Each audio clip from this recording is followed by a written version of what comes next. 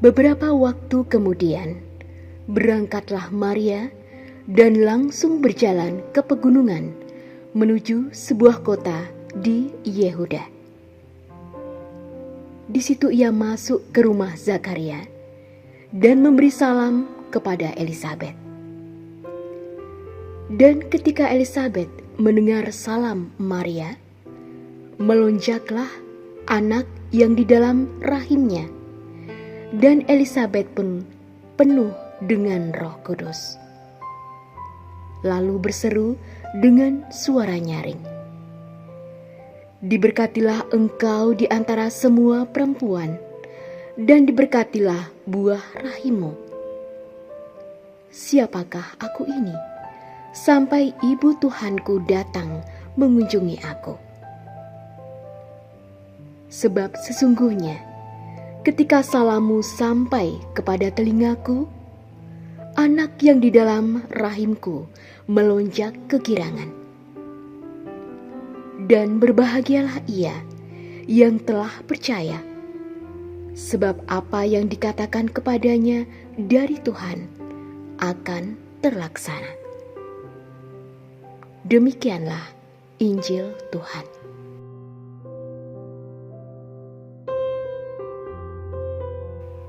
Saudara-saudari yang terkasih dalam Tuhan kita, Yesus Kristus. Sebagai manusia, ada saat kita merasa kurang percaya, kecewa, dan bahkan marah kepada Tuhan.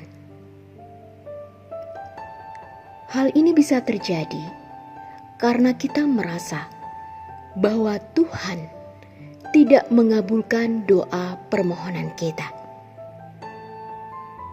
Padahal apa yang kita pikirkan tidak sejalan dengan apa yang dipikirkan oleh Tuhan. Berbicara soal kepercayaan, bacaan Injil pada hari ini mengisahkan bagaimana Maria yang mengunjungi Elisabet, saudarinya.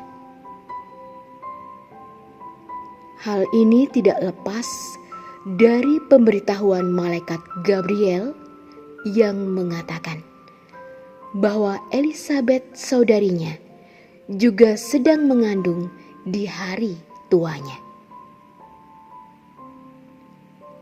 Dalam hal ini, Maria dan Elisabet sama-sama mendapatkan kabar gembira.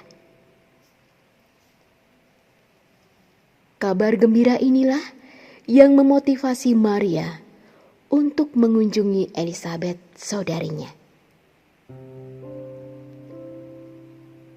Saudara-saudari yang terkasih dalam Tuhan kita, Yesus Kristus. Maria dan Elisabet adalah manusia biasa yang dikhususkan oleh Tuhan dalam proses karya keselamatan. Elisabet adalah ibu yang melahirkan Yohanes Pembaptis, yang nantinya akan mempersiapkan jalan bagi Tuhan.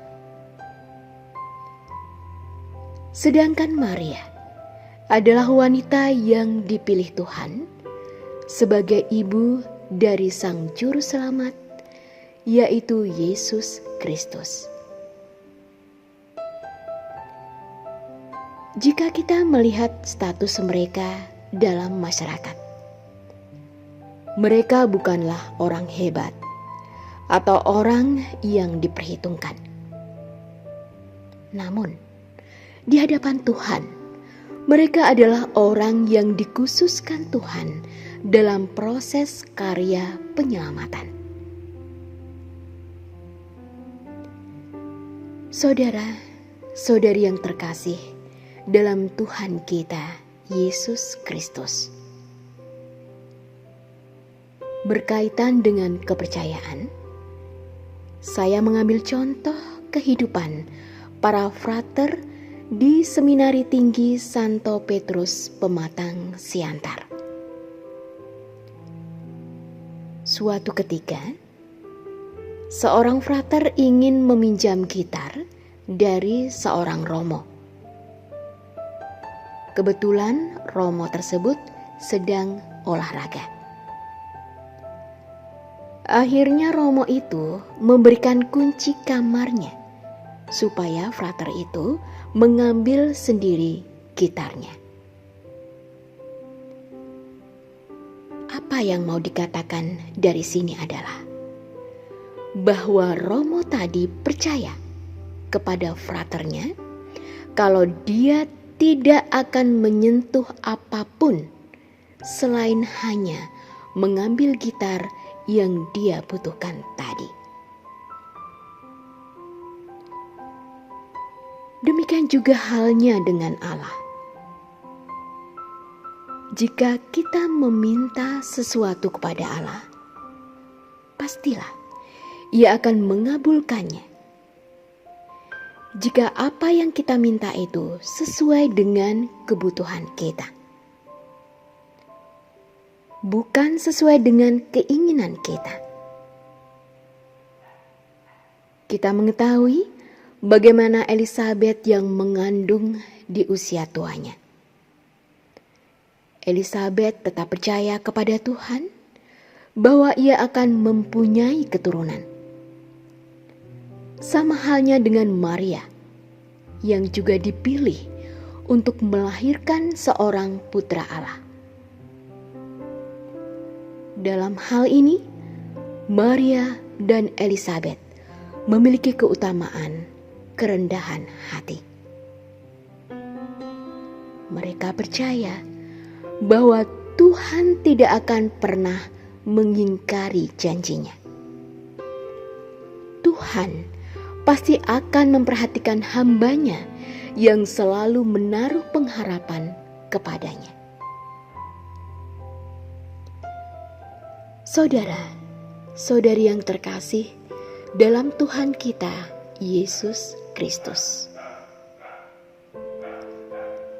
Bagaimana dengan kita? Apakah kita percaya kepada Tuhan? Apakah kita selalu memaksakan kehendak-Nya kepada kita? Pada prinsipnya, kita harus selalu mengingat bahwa Tuhan pasti akan mengabulkan permohonan kita, jika hal itu merupakan kebutuhan kita. Marilah kita selalu menanamkan sikap rendah hati di hadapan Tuhan, supaya berkenan mengabulkan setiap doa dan permohonan kita. Ya Tuhan, kami bersyukur kepadamu atas rahmat yang masih Engkau limpahkan kepada kami. Bantulah agar kami dapat meneladan sikap Maria dan Elisabet dalam hal kerendahan hati. Semoga dengan demikian Engkau berkenan mengabulkan permohonan kami. Demi Kristus, Tuhan dan pengantara kami. Amin. Terima kasih sudah menyaksikan renungan hari ini. Jangan lupa like, subscribe, dan aktifkan tombol loncengnya agar Anda yang pertama mendapatkan notifikasi updatean renungan harian dari Komsos Keuskupan Padang. Dan bagikan ke sosial media agar saudara-saudara kita dapat mendengarkan dan merenungkan firman Tuhan.